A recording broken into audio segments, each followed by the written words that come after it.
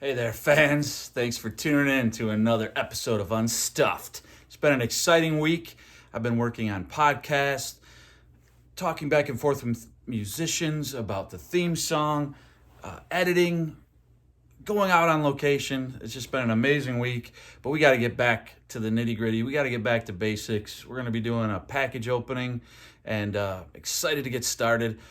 Got beautiful blue corduroy with patches for my sport coat today. This is also an original Beaujolais. And for my wrist watch check, I am wearing a Movado Museum. Can't really tell what time it is. There's no numbers on Movados, but I love the style.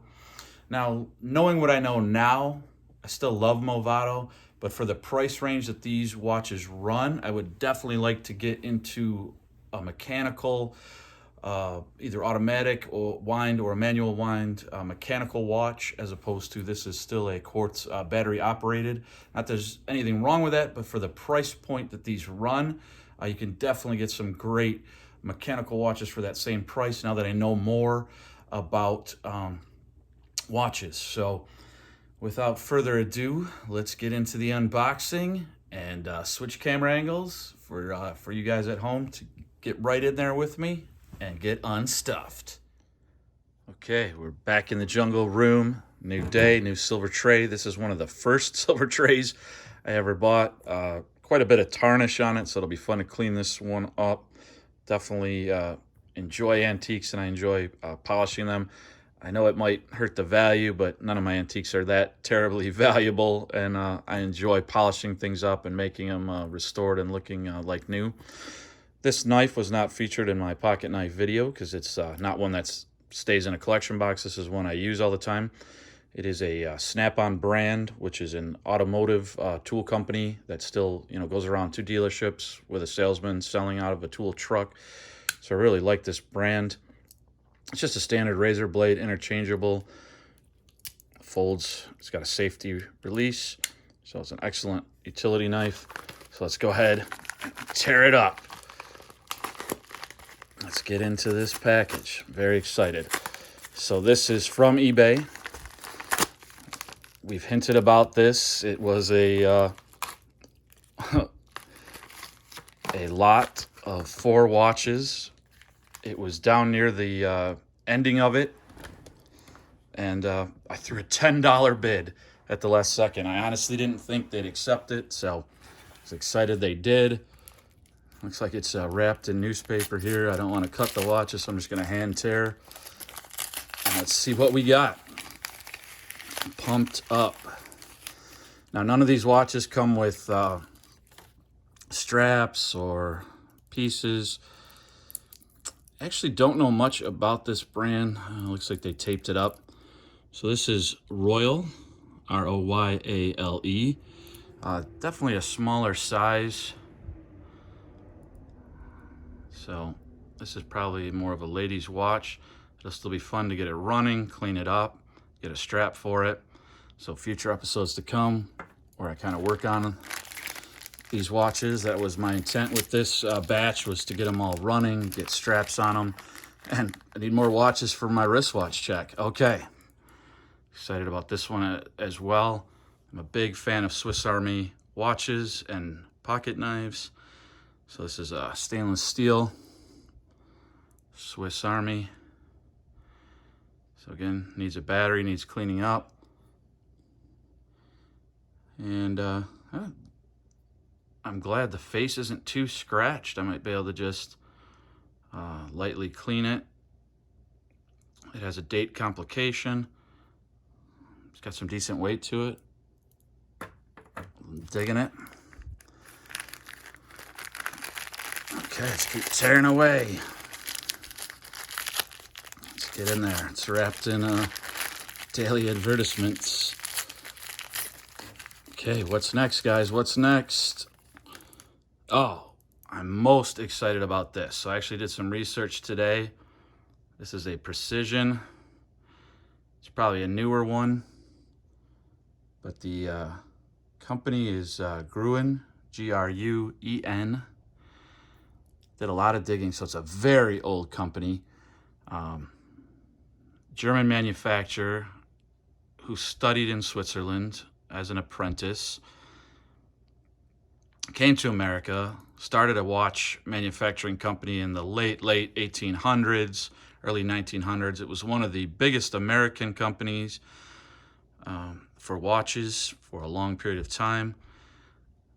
I'm also a fan of movie history, so a Precision, I believe it's a 510 model, Gruen, was the first on-screen James Bond watch worn by Sean Connery in Dr. No.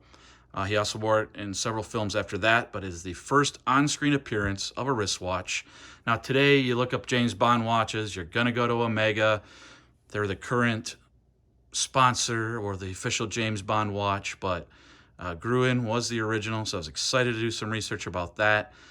This one's a little bit scratched up, but maybe I can try some polywatch and do a polishing video on how to restore the screen of the watch. The crystal also needs a battery.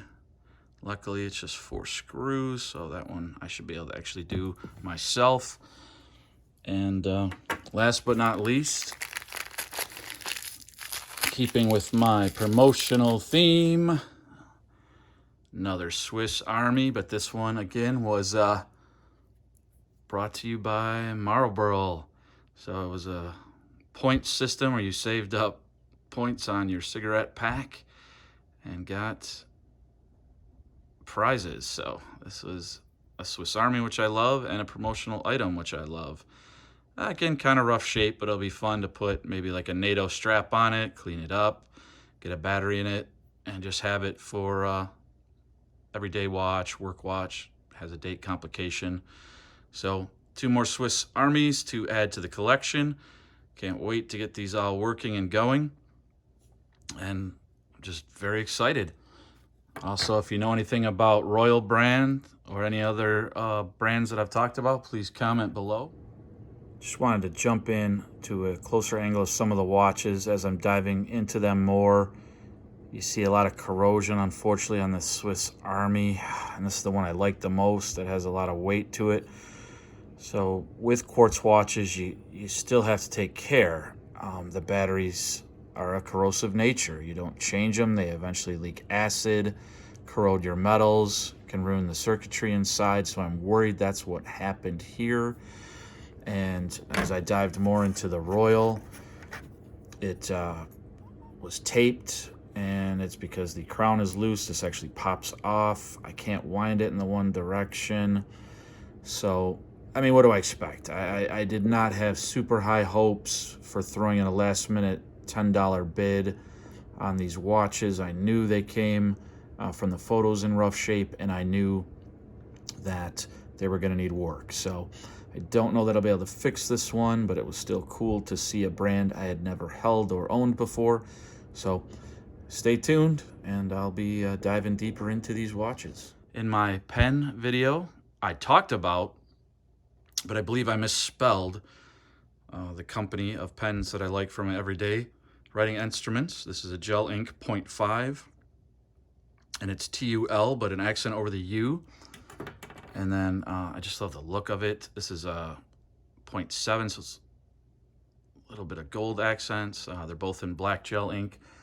I believe the brand is actually just owned by either Office Max or now Office Depot.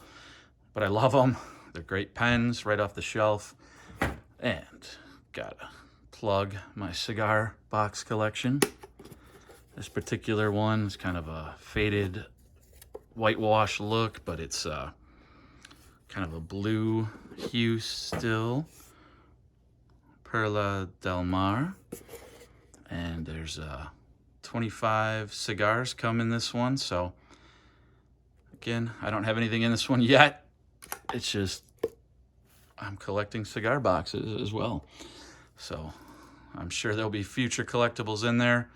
Thanks for tuning in, guys. I'm really trying to get my channel going, my podcast going, branching out. I really want a whole network, so please share, like, subscribe, comment, give me feedback, follow me on my socials. I'm pretty much Paul Stuffy everywhere.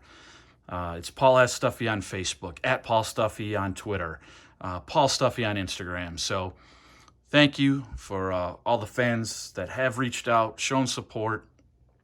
Thank you so much. It's keeping me going, keeping the dream alive so I can buy more random junk on the internet and show it to you.